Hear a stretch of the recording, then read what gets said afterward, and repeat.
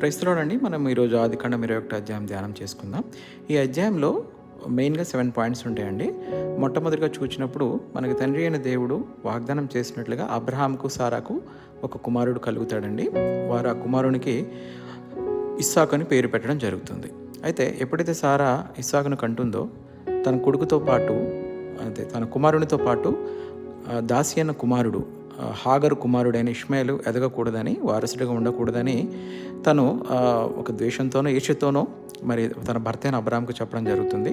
అయితే అబ్రహాం కూడా తండ్రి యొద్ద విచారించి, తండ్రి అయిన దేవుని యొద్ద విచారించి వారిని ఇంటి యొద్ద నుండి పంపడం జరుగుతుంది.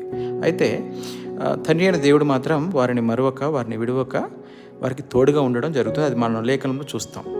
అయితే ఎవరు విడిచినాను, మనల్ని ఎవరు ద్వేషించినాను ఈ లోకంలో మన దేవుడు మనల్ని విడువడు. సో ఇలాంటి లోతైన సత్యాల కోసము మా ఛానల్ సబ్స్క్రైబ్ చేసుకునండి. మీకు మరిన్ని వీడియోస్తో ముందు